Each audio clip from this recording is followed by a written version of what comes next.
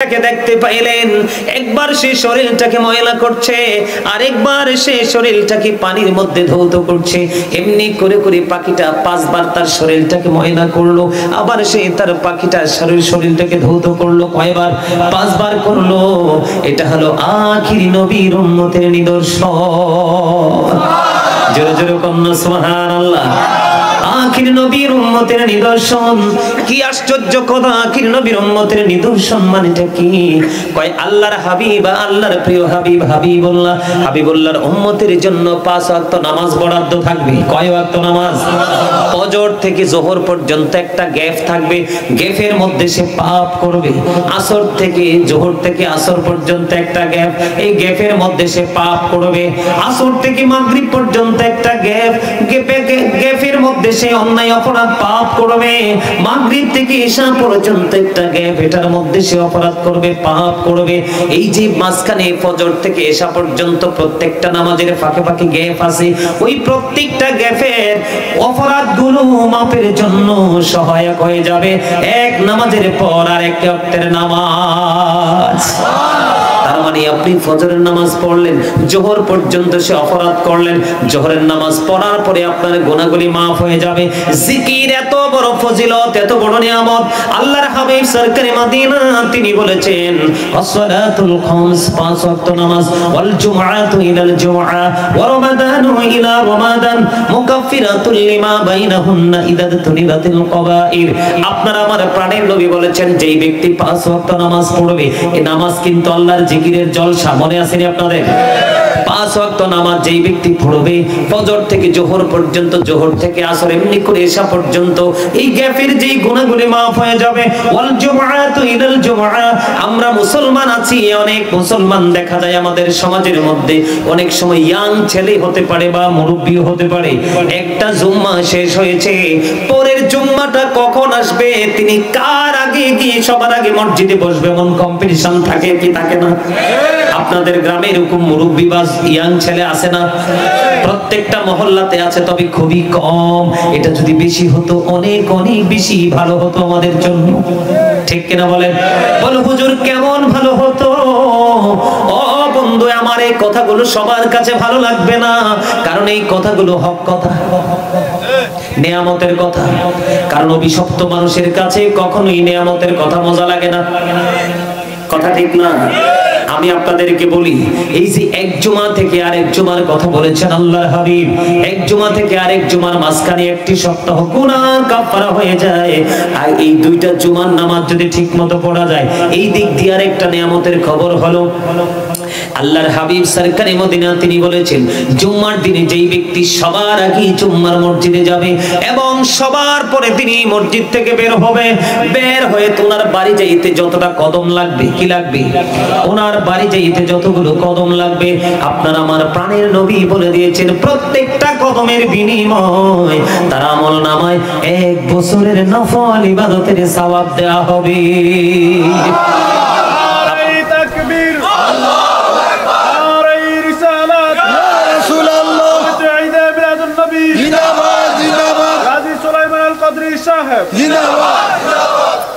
প্রত্যেকটা কদমে কদমে 1 বছরের নফল ইবাদতের সওয়াব। এটা শুধুমাত্র আখির নবীর উম্মত হওয়ার কারণে এবং নবীজির ওয়াদাটা মানার কারণে এত দামি।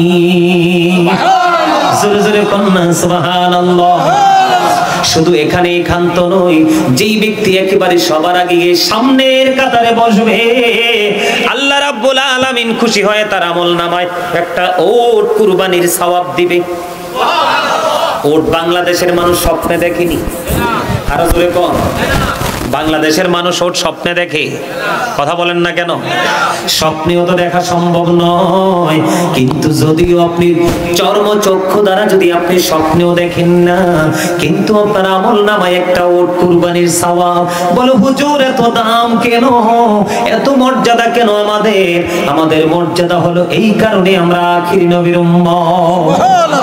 কারণ আল্লাহ রাব্বুল আলামিন যার নাম নিজে রেখে পাঠিয়েছেন হাবিবুল্লাহ। আল্লাহ বলেছেন লাউলা কালামা আজহারতু রাবুবিয়াতি, আমি যদি আমার বন্ধু মুহাম্মদকে না পাঠাইতাম, আমি যদি আমার বন্ধু আমার হাবিব বন্ধু, আমি যদি আখির নবী আপনার আমার প্রিয় নবীকে আল্লাহ রাব্বুল আলামিন বলতেছে আমি আমার হাবিবকে না পাঠালে আমি প্রভুর প্রভুত্বের খবর কেউ জানতো না। জোরে জোরে কন্না সুবহানাল্লাহ। লাউলা কালামা খালাকতুল আফলাক, আমি যদি আপনাকে সৃষ্টি না করতাম তাহলে কোনো কিছুই সৃষ্টি করতাম না। রাসূল বলতেছেন I am from the light of Allah and everything has been created from my light. রাসূল বলতেছেন আমি হলাম আল্লাহর নূর থেকে, সৃষ্টির প্রত্যেকটা বস্তু আমি নবীর নূর মোবারক থেকে। জোরে জোরে কন্না সুবহানাল্লাহ। বন্ধু যেটা বলতে চেয়েছি, আপনি যদি শুধু নবীজির কথা মানতে পারেন, শুক্রবার দিন জুমার দিনে সবচেয়ে বেশি উত্তম রূপে গোসল করতে পারেন, সবচেয়ে সুন্দর জামা পরতে পারেন, সবচেয়ে উত্তম যে সুগন্ধি যদি আপনি লাগাইতে পারেন, সবার আগে যদি আপনি মসজিদের দিকে রওনা হতে পারেন আর মসজিদে গিয়ে সামনের কাতারে বসতে পারেন, একদিকে আপনার আমলনামায় একটা উট কুরবানির সওয়াব দেওয়া হবে, দ্বিতীয়ত হলো আপনি সবার পরে বের হয়েছেন, আল্লাহ রাব্বুল আলামিন খুশি হয়ে গেল, রাসূলের অর্ডারটাকে আপনি মান্য করেছেন। এই জন্য আল্লাহ বলতেছেন হাবিব আপনার উম্মতের জন্য স্পেশাল ব্যবস্থা, তার বাড়ি যাইতে যতটা কদম লাগবে প্রত্যেকটা কদমের বিনিময়ে আমি 1 বছরের নফল ইবাদতের সওয়াব দিব। জোরে জোরে কন্না সুবহানাল্লাহ। এটা কি জিকিরের ফজিলত কিনা বলেন? আর জোরে বুঝেন না আপনারা? আর জোরে কন্না।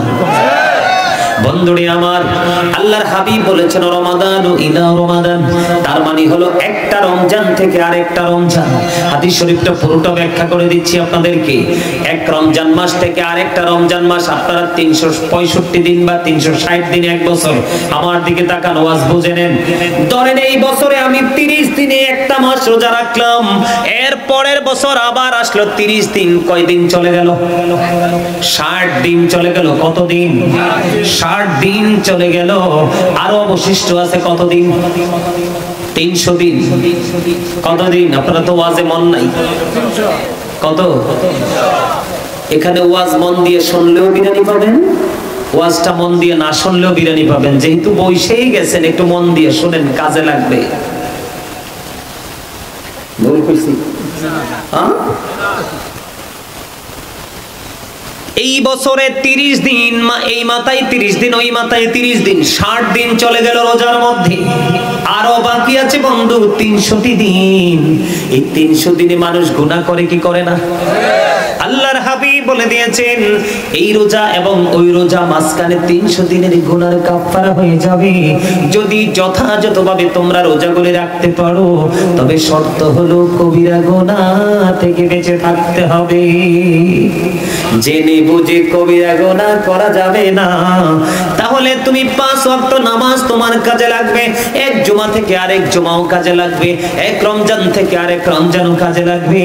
আর মৃত্যু হবে তোমার বীরের মতো, কারণ ইমানদারের মৃত্যু হলো তোহফা, উপহার। ইমানদারের জন্য মৃত্যু কি? উপহার, তোহফা। মারহাবা করনা, আরে আরো জোরে করনা মারহাবা।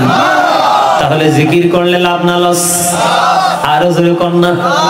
আল্লাহর হাবিব সরকারে মদিনা তিনি বলে দিয়েছেন তোমাদের বাড়ির সামনে যদি একটা পুকুর থাকে, দৈনিক যদি 5 বার গোসল করো, তোমাদের শরীরের মধ্যে কোনো ময়লা থাকবে না। ঠিক তেমনি যদি দৈনিক 5 ওয়াক্ত নামাজ পড়ো, তাহলে তোমাদের আমল নামায় কোনো গুনাহ থাকবে না। কারণ সূরা আনকাবুতের মধ্যে আল্লাহ বলেছেন ইন্নাস সালাতা তানহা আনিল ফাহশাই ওয়াল মুনকার। তাহলে এটা জিকির কিনা বলেন? এটা নামাজের মাধ্যমে আল্লাহর জিকির, ঠিক কিনা বলেন? আরো জোরে। এটা কিসের মাধ্যমে আল্লাহর জিকির? নামাজের মাধ্যমে আল্লাহর জিকির। তবে এখনকার মানুষ এই নামাজি বলে, যদিও এইভাবে গল্প বলা উচিত না, তারপর আপনাদেরকে বোঝানোর জন্য একটু বলছি। আমরা কেমন নামাজি বলবো? এক রাজার বাড়ির সামনে প্রত্যেক দিন এক রিকশাওয়ালা এসে বসে থাকে। তো রাজার বাড়ির কাজের বুয়া পাঠাইছে রানী, এই লোকটা কেন বসে থাকে, তার নাম কি, পরিচয় কি, নিয়ে আসো। তো গেছে, যাওয়ার পরে ওনাকে প্রশ্ন করে কয় তোমার নাম কি? কয় অমক। তুমি কি করো? আমি একটা রিক্সার ড্রাইভার। কয় না এসে বসো কেন প্রতিদিন? কয় আমি তোমাদের রানীকে ভালোবাসি। এর মন কই আছে দেখছেন নি? হাসি দিছি নি একটা? আপনার মেয়ে এটি দেখবেন, এটি আইজব কাইলে হার্ট অ্যাটাক করে মরবো। একেবারে গোমরা হইয়া বসে রয়েছে। এই হুতুম পেছার মতো গাল যারা হার্ট অ্যাটাক করে মরবেন, চৌরাস্তায় হোক আর দোকানের সামনে হোক আর বাজারে হোক। আর যেটা জোরে হাসি দিচ্ছে এটা সহজে হার্ট অ্যাটাক করবে না, কারণ এটা ফ্রি মোডে থাকবে, হার্টে প্রেসার পড়বে না। আর যেটা সবসময় বাক্কা দিয়ে থাকে এমনি হোক, দেখবেন একদিন হঠাৎ করে নাইকিতে স্পোর্ট ড্যাট জাগাচ্ছাস বাক্কা দেন না, মানুষ বালা না। এটা দেখবেন সমাজও গ্রহণ করে না, জাতীয় গ্রহণ করে না, নিজের ফ্যামিলিও গ্রহণ করে না। ঠিক না? খবর কি? কেন আইসো কেন? রানীরে ভালোবাসি। তুমি একজন রিক্সাওয়ালা রানীরে ভালোবাসো, তো রানীর কাছে গেছে। রানীমা কই কি? কই লোকটা আদতে একজন রিক্সাওয়ালা। আমার বাড়ির সামনে কি করে? রানীমা আপনাকে সে ভালোবাসে। ওমা, কি আজব কথা! রিক্সার ড্রাইভার বলে রানীরে ভালোবাসে। এবার রানী ওই কাজের বুয়াকে দিয়ে খবর পাঠালেন, খবর পাঠিয়ে দিলেন, যা যা ওই রিক্সাওয়ালাকে গিয়ে বলে দাও আমি তার ভালোবাসাকে গ্রহণ করলাম, তবে শর্ত আছে একটা। কয় শর্তটা কি? রিক্সাওয়ালাকে গিয়ে শর্তটা দিয়ে আসো, সে যদি 40 দিন একটানা নামাজ পড়ে আমার কাছে আসতে পারে, আমি তার প্রস্তাব গ্রহণ করব। জোরে জোরে বন্যা সুবহানাল্লাহ। রিক্সাওয়ালা কয় একটা ব্যাপার হইল, নামাজি তো। কি কয়টা একটা ব্যাপার হইল নি? নামাজি তো। আরে না জানি টাকা পয়সা দ্বন্দ্বলোক তো চায় না রানী। এবার বন্ধু রিক্সাওয়ালা নাচতে নাচতে চলে গেল। 40 দিন পার হয়ে গেল। আবার রিক্সাওয়ালা 40 দিন পর আবার রানীর বাড়ির সামনে আবার লোক পাঠালেন কাজের বুয়াকে। পাঠানোর পরে বললেন, ব্যাপার কি, তুমি আবার আসছো? কয় হয় আসছি। এবার এই কাজের বুয়া বলতেছে, রানীমা তার ফাইনাল খবর জানিয়ে দিয়েছে।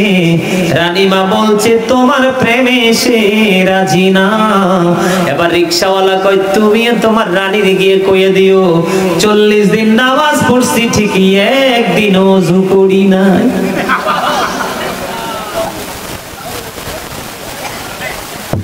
কি কি বুঝলেন? আল্লাহর হাবিব বলেছেন, লা তুকবালু সালাতুম বিগাইরি তুহুর ওয়ালা সাদাকাতিম মিন গুলুর।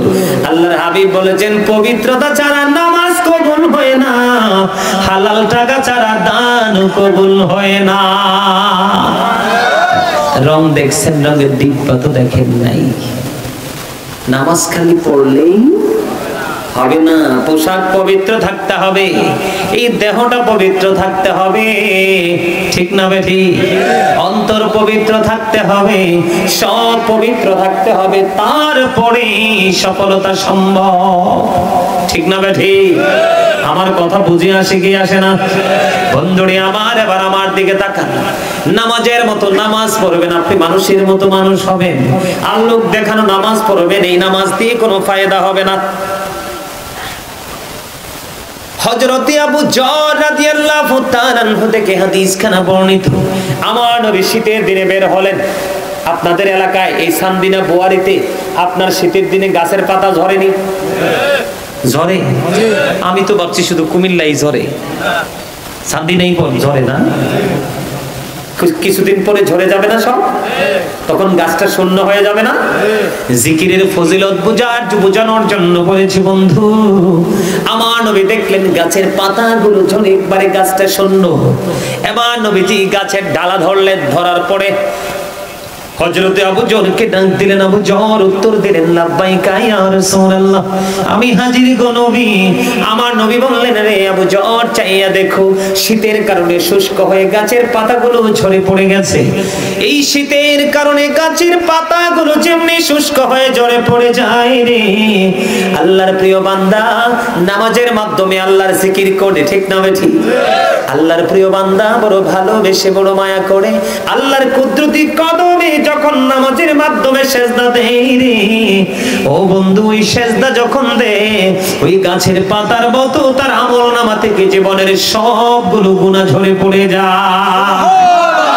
আর জোরে বলেন না সুবহানাল্লাহ, আর জোরে বলেন না সুবহানাল্লাহ। তাহলে জিকির করার দরকার আছে না নাই? জিকির করলে লাভ না লস? আর জোরে। কমন জিকির করলে লাভই তো লাভ, আর আনকমনটা করলে আরো বেশি লাভ। যেমন আনকমনের মধ্যে মাগরিবের পরের সময়টা কিন্তু অত্যন্ত গুরুত্বপূর্ণ, জানেননি আপনারা? মাগরিবের নামাজের পরে একটা নামাজ আছে, ওই নামাজটার নাম কি? সালাতুল আওয়াবিন, ঠিক না বেঠি? এই আওয়াবিন নামাজ কিন্তু পড়া আপনার উপর ফরজ না, আমার উপর ফরজ না। যদিও ফরজ না, তারপরেও কিন্তু এটা মাওলার জিকির। কথা কয় না? যদিও ফরজ না, তারপরেও মাওলার জিকির। এই জিকিরের পাওয়ার তো বন্ধু অন্যরকম, অত্যন্ত মধুময় এবং প্রেমময়। মাগরিবের নামাজের পরে কোনো ব্যক্তি যদি পুরুষ হোক বা নারী হোক, যুবক হোক বা যুবতী হোক, মাগরিবের নামাজের পরে যদি বন্ধু কেউ 6 রাকাত আওয়াবিন নামাজ পড়ে, কয় রাকাত? 6 রাকাত আওয়াবিন নামাজ যদি কেউ পড়ে রে ও বন্ধু, প্রয়োজন ছাড়া কোনো কথা বলিও না, প্রয়োজন হলে বলতে পারবে, অপ্রয়োজনীয় কোনো কথা বলিও না। আমার নবী বলেছেন রে আমার উম্মত, কেউ যদি মাগরিবের নামাজের পরে যদি রে 6 রাকাত আওয়াবিন নামাজ পড়তে পারো, 2 রাকাত করে করে সালাম ফিরিয়ে মাত্র 6 রাকাত, তুমি একদিন মাগরিবের পরে এক ওয়াক্ত বন্ধু সালাতুল আওয়াবিন পড়তে পারলে তোমার আমলনামায় 12 বছরের নফল ইবাদতের সওয়াব দেওয়া হবে। কত বছর? আজকে সেই তালাশ আমরা করি না, সেই খবর আমরা রাখি না। আওয়াবিন পড়বো তো থাক দূরের কথা, শাস্তের নামাজ পড়বো থাক দূরের কথা, এশাকের নামাজ পড়বো থাক দূরের কথা, আমরা তো আমাদের কমন নামাজের সাথে সুন্নাত গুলাই পড়ি না। ওমা, আমি কি ভুল বললাম? দেখবেন ম্যাক্সিমাম ইমাম সাহেব দেখবেন আসরের সুন্নাত পড়ে না। আমার আজকের পরে আপনারা ট্রাই করে দেখবেন, ম্যাক্সিমাম ইমাম সাহেব এশার নামাজের 4 রাকাত সুন্নাত পড়ে না আগে, এবং পরে নফল পড়ে না, 5 ওয়াক্ত জামাতেই আসে না। অনেক আছে তো এরকম, আছে না নাই? হ্যাঁ, আমার দিকে তাকান, কথা বলেন, আমার কথা শুনেন।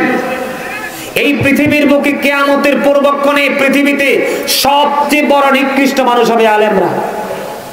কারা? পৃথিবীতে সবচেয়ে নিকৃষ্ট মানুষ হবে আলেমরা কিয়ামতের আগে।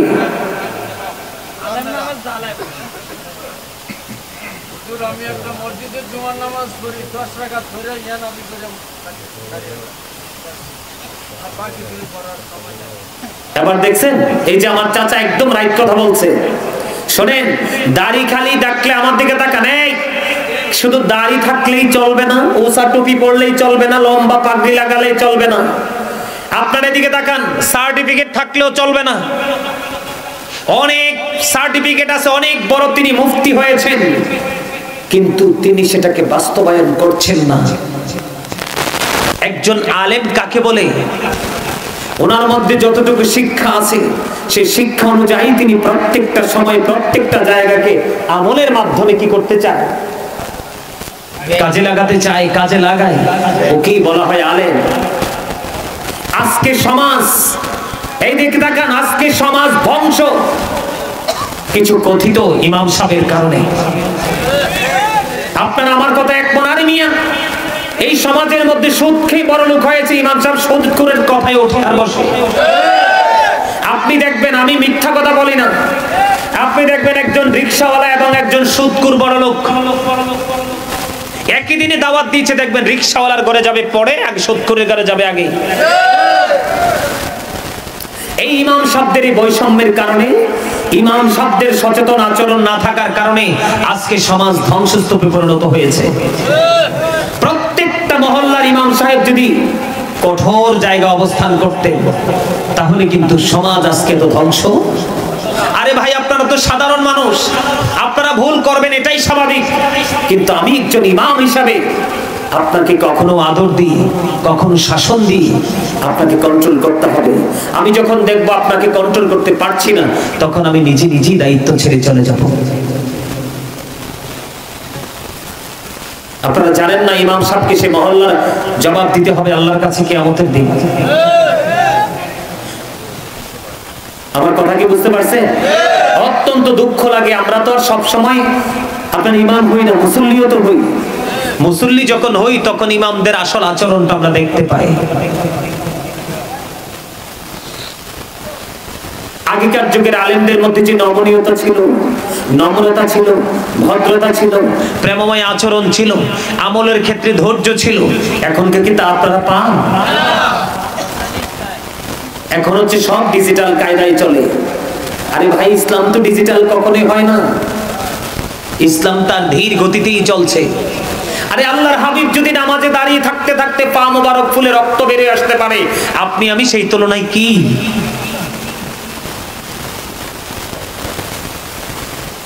আজকে বাংলাদেশের প্রত্যেকটা জায়গা মানুষ মসজিদে, মাহফিলে, মাদ্রাসায় আসতে চায় না।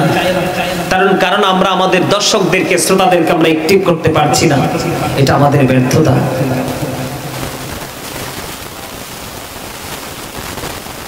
সম্মানিত উপস্থিতি, আপনাদেরকে সচেতন হতে হবে, অনেক বেশি জিকির প্রেমিক হতে হবে। আপনাকে একটা কথাই যদি মাথায় রাখতে পারেন যে আমি জিকির করছি, আল্লাহ আমার জিকির করছে, তার মানে আমি আল্লাহকে স্মরণ রাখছি, আল্লাহ আমাকে স্মরণ রাখছি। এটাই, এইটুকুর মধ্যে যদি আপনি থাকতে পারেন যে আমি আজকে কি, আপনি লোক দেখিয়ে জিকির করতে হবে না। রাসূল বলেছেন জবান এবং কলব এবং জবান দুটো মিলিয়ে যে জিকির করা হয়, এটা হলো সবচেয়ে উত্তম জিকির। আপনি পরিবেশ পরিস্থিতির দিকে তাকিয়ে করবেন। যখন দেখবেন যে মনে মনে করা দরকার, মনে মনে করবেন। যখন দেখবেন পরিবেশ ভালো, তখন আপনি জবান খুলে, জবান এবং অন্তর দুটো মিলিয়ে প্রাণ খুলে জিকির করবেন। যত জোরে, যত আওয়াজ দিয়ে জিকির করবেন, তত বেশি শয়তান আপনার কাছ থেকে দূরে চলে যাবে। আর শয়তান যত দূরে চলে যাবে, আপনি আমি ততই নিরাপদ। কারণ মানুষের ভালো কাজের ক্ষেত্রে প্রতিবন্ধকতা সৃষ্টি করেই শয়তান। কে? আর জোরে বলেন কে? এই যে আমি বললাম আপনাদেরকে, আল্লাহর হাবিব কিভাবে এক্সাম্পলটা দিয়েছে, আমার দিকে তাকান। যে শীতের দিনে যেইভাবে শুষ্ক হয়ে গাছের পাতাগুলো ঝরে যায়, মানুষ যখন নামাজের মাধ্যমে আল্লাহর কুদরতি কদমে সিজদা দেয়, এটা বড় জিকির, তখন তার জীবনের গুনাহগুলো এমনি ঝরে পড়ে যায়। এটা কি সহজ মনে করছেন? আর জোরে বলেন না সুবহানাল্লাহ। আরেকটু মহব্বতে বন্ধুরে আমার, জিবরাইল আলাইহিস সালাম একটা না ৩০,০০০ বছর নফল ইবাদত করলেন। আল্লাহ ডাক দিয়ে বললেন, জিবরাইল আমি তো তোমাকে নফল ইবাদত করার অর্ডার দেইনি। জিবরাইল বলবেন, আল্লাহ গো, তুমি আমাকে ৬০০ ডানা দিয়ে সৃষ্টি করেছো, এত মর্যাদা দিয়েছো, শুকরিয়া স্বরূপ ৩০,০০০ বছর নফল ইবাদত করলাম। এবার আল্লাহ রাব্বুল আলামিন ডেকে বলে, জিবরাইল তুমি সাক্ষী থাকো, আমার হাবিবের উম্মত যদি নফল ইবাদতের মধ্যে অল্প একটু সময় কাটায়, আমি আল্লাহ কথা দিলাম রে, আমি অদ্বিতীয় জান্নাত দিয়ে তাদেরকে পুরস্কৃত করব। আজকে আমরা নফল ইবাদত করতে রাজি না, নফল নামাজ পড়তে আমরা রাজি না। আমরা শুধু সুযোগ খুঁজি কিভাবে ছোট করা যায়, কিভাবে ছোট করা যায়, কিভাবে ছোট করা যায়। ঠিক না? আজকে আপনি যেমন আল্লাহর গোলামি, আল্লাহর কাজ ছোট করে দিয়েছেন, আল্লাহও আপনার সবকিছু ছোট করে দিয়েছে। ওমা ভুল বললাম? আপনার সামনে এত খাবার, এমন রোগ আপনার হয়েছে ডায়াবেটিস, ইচ্ছা থাকলেও খাওয়া, এটা কি ছোট না? আপনার আমার জন্য এত সুন্দর পৃথিবী তৈরি করেছে, পৃথিবী ঠিকই আছে, কিন্তু আপনি আমি থাকতে পারি না, এটা কি ছোট না? আর বাকিগুলো আপনারা বুঝে নেবেন, সবগুলো এক্সাম্পল দিতে পারবো না। তবে জিকিরের কিছু কায়দা আছে, যেমন নামাজ আল্লাহর জিকির। এই জিকিরটা কেমন করে করবেন আমি আপনাদেরকে কন্ডিশনটা শিখিয়ে দিব।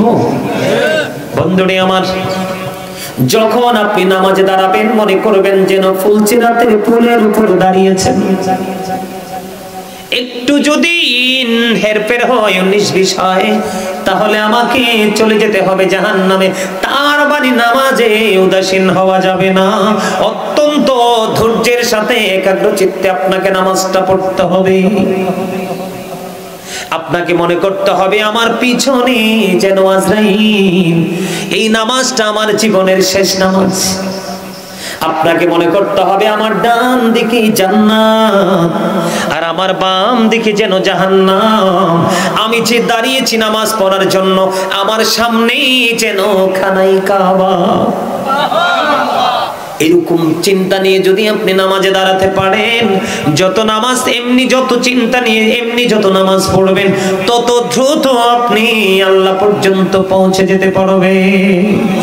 জোরে জোরে কন্যা সুবহানাল্লাহ, আরো জোরে বলেন সুবহানাল্লাহ। নামাজ এটা আল্লাহর জিকির, উত্তম জিকির। এর চেয়ে আর উত্তম জিকির হতেই পারে না। এই আজকে যে আমরা এখানে এসেছি, এটাও কিন্তু আল্লাহর জিকিরের একটা জলসা। সুবহানাল্লাহ বললাম, আলহামদুলিল্লাহ বললাম, আল্লাহু আকবার বললাম, আমরা যা বলেছি সব কিছুই কিন্তু জিকির, ঠিক না? সম্মানিত উপস্থিতি, আর আলোচনা করব না। মিলাদ কিয়াম করে মুনাজাত দিতে অনেক সময় লেগে যাবে। আপনারা সকলে বেশি বেশি করে মালিকের জিকির করবেন। তবে তার আগে আরেকটু কথা বলবো। বর্তমানে আমাদের সমাজের মধ্যে সুদের প্রচলনটা অনেক বেশি বেড়ে গেছে। সুদ থেকে বেঁচে থাকার চেষ্টা করবেন। ঘরে ঘরে বাড়ি বাড়ি শুধু টাকার জন্য শুধু সুদ, ঘুষ, এটা দেদারসে চলছে। এই জায়গা থেকে দূরে থাকতে হবে। কারণ যেই ব্যক্তি সুদের মাধ্যমে 1 টাকা উপার্জন করলো, সে যেন তার গর্ভধারিণী মায়ের সাথে 36 বার জিনা করলো। যেই ব্যক্তি সুদের মাধ্যমে টাকা উপার্জন করলো, সে যেন তার মাকে বিবাহ করলো। এত আস্তে নাউজুবিল্লাহ। আল্লাহর হাবিব যখন মেরাজে গেলেন,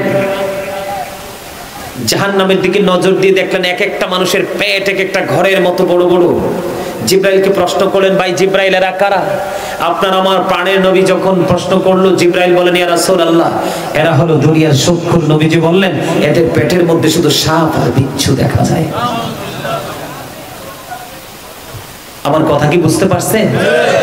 সুদ খাওয়া যাবে না। মা বাবার সাথে ভালো আচরণ করবেন, কারণ মায়ের পায়ের নিচেই সন্তানের জান্নাত, paradise of the side under the feet of the mother, innal jannata tahta aqdami ummahatikum। জোরে জোরে কোন আল্লাহু আকবার, আরো জোরে। বিশেষ করে আমাদের সমাজে সবচেয়ে বড় বেধি হলো এই যে আমি এখন দেখলাম লাস্ট সময়ে এক ঝাঁক যুবক এসে মাহফিলে বসেছে, প্রত্যেকের পরনে জিন্স প্যান্ট। এই কথা বলবেন না, আমার দিকে তাকান। প্রত্যেকের পরনে জিন্স প্যান্ট। বলে, হুজুর এই জিন্স প্যান্টের দিকে নজর দিলেন কেন? আল্লাহ রাব্বুল আলামিন পবিত্র কালামে হাকিমে বলেছেন, লিবাসুত তাকওয়া যালিকা খায়র। আল্লাহর কাছে সবচেয়ে উত্তম পোশাক হলো তাকওয়ার পোশাক। এই পোশাকটা নারীর জন্য একরকম, পুরুষের জন্য একরকম। নারীদের জন্য মাথা থেকে পা পর্যন্ত ঢেকে রাখা ফরজ, আর পুরুষের জন্য উপর দিয়ে থাকবে নাভি বরাবর। কি বরাবর? নাভি বরাবর অথবা নাভির উপরে, আর নিচের দিয়ে থাকবে টাকনোর উপরে। এটা হলো পুরুষের জন্য ফরজ। উপর দিয়ে কোথায়? নাভি বরাবর অথবা নাভির উপরে, আর নিচে দিয়ে থাকবে টাকনোর উপরে। নিচে যে ছোট একটা গিরা আছে না, এটার উপরে। এই কন্ডিশনে পোশাক পরা ফরজ। আর এই কন্ডিশনের বাইরে গেলে এটা হয়ে যাবে হারাম। এটা কি হয়ে যাবে? হারাম। এই জিন্স প্যান্ট পরে যারা নামাজ পড়বে, তাদের নামাজ কবুল হবে না। বুখারী শরীফের মধ্যে এসেছে, যাদের পোশাকটা উপর দিয়ে থাকবে নাভির নিচে, নিচে দিয়ে থাকবে টাকনোর নিচে ঝুলানো, তাদের ঠিকানা হবে জাহান্নাম। আওয়াজ করে বলেন না নাউজুবিল্লাহ, আরো জোরে। আল্লাহর হাবিব বসে আছেন, এক ব্যক্তি এসে নামাজের নিয়ত বেঁধে ফেললেন। আল্লাহর হাবিব বললেন, তুমি ওযু করে এসো। তিনি নামাজের নিয়ত ভেঙে ওযু করতে গেলেন। আবার তিনি ওযু করে এসে নামাজের নিয়ত বাঁধলেন। আল্লাহর হাবিব বললেন, তুমি ওযু করে এসো। তিনি আবার কি করলেন? তিনি নামাজ ভেঙে ওযু করতে গেলেন। ওযু করে এসে আবার নামাজে দাঁড়ালেন। আবার রাসূল বললেন, তুমি ওযু করে এসো। তখন রাসূলকে আরেকজন প্রশ্ন করলেন, ইয়া রাসূলুল্লাহ, বারবার কেন বলছেন তাকে ওযু করার জন্য? রাসূল বলেছেন, কিয়ামত পর্যন্ত সে নামাজ পড়তে পারবে, আল্লাহর দরবারে নামাজটা কবুল হবে না। কারণ আল্লাহ রাব্বুল আলামিন তাকে যে পোশাকের যে কন্ডিশন দিয়েছেন, পোশাক পরার যেই সীমারেখা দিয়েছেন, সেই সীমারেখাটাকে সে ওভারটেক করেছে। নাউজুবিল্লাহ বলেন না। আল্লাহ দেখিয়ে দিয়েছে একরকম পোশাক পরতে, তোমরা পড়ছো আরেক রকম। এত বড় দুঃসাহস কে দিয়েছে? এই দুঃসাহস শিখিয়ে দিয়েছে তোমাদেরকে বেঈমান কাফেরেরা। এই পোশাকটা ক্রিয়েট করেছে বেঈমানেরা। আল্লাহ বলেছে, এই যুবকের দল তোমরা সবাই শোনো, আল্লাহ রাব্বুল আলামিন বলেছেন ইন্নাল কাফিরিনা কানু লাকুম আদুওয়াম মুবিনা। আল্লাহ বলেছেন the heretics are the eternal enemy of the universe. ঈমানদারদের প্রকাশ্য শত্রু হলো বেঈমান কাফেরেরা। জোরে জোরে নাউজুবিল্লাহ।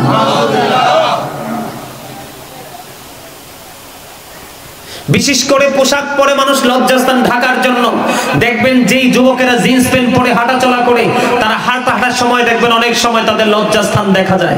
বিশেষ করে নামাজে গেলে যখন তারা রুকুতে যায়, পিছনের কাতার থেকে তাদের লজ্জাস্থান একবারে প্র্যাকটিক্যালি পিছনের কাতার থেকে দেখতে পায়। কথা বলেন না কেন? আমি ভুল একটা কথা বলছি না। আমি পোশাক নিয়ে কথা বলিনি, অনলাইনে পোশাক নিয়ে আলোচনা করা আছে।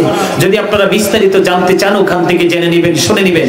তবে আরেকটা কথা বলি, তোমরা অনেক সময় শখ করে গলায় স্বর্ণের চেইন দাও, হাতে আংটি পরো, এটা টোটালি হারাম। আরেকটা হলো, আপনারা কেউ লাল গেঞ্জি, লাল শার্ট, লাল পাঞ্জাবি কখনোই পরবেন না। পুরুষের জন্য লাল কাপড় পরা মাকরুহ তাহরিমি। আল্লাহর হাবিবকে এক ব্যক্তি দুইবার সালাম দিয়েছেন, আল্লাহর হাবিব তার সালামের জবাব দেয়নি। আল্লাহর হাবিব রাগান্বিত হয়ে গেছেন, তার পরনে দুইটা লাল জামা ছিল। জোরে জোরে কন নাউজুবিল্লাহ। আমরা মুসলমান হয়েছি ঠিকই, কিন্তু আমরা আসলে কিছুই। আপনি লুঙ্গি বলেন, প্যান্ট বলেন, পায়জামা বলেন, ট্রাউজার বলেন, যেটাই পরেন, আল্লাহর অর্ডার আপনাকে মানতে হবে। কোনোভাবেই আল্লাহর অর্ডারকে আপনি কি করতে পারবেন না? অমান্য করতে পারবেন না। আপনি অমান্য করলেই কি হয়ে গেলেন? সম্মানিত উপস্থিতি, এই যে নাভি বরাবর পোশাক পরাটা, এটা বিশেষ করে যারা বাবা হয়েছে, বাবা আপনার ছেলেদের দিকে একটু নজর দিবেন। ছেলে বড় হয় সমাজের মানুষের কাছে, বাবা মার কাছে কখনোই বড় নয়। কথা কি বুঝে আসছে? আমার কথা আপনারা বুঝতে পারেন? আমাদের সমাজের সামাজিক বন্ধনে যথেষ্ট ঘাটতি রয়েছে। ঘাটতিটা কোথায়? এই সমাধানটা কোথায়?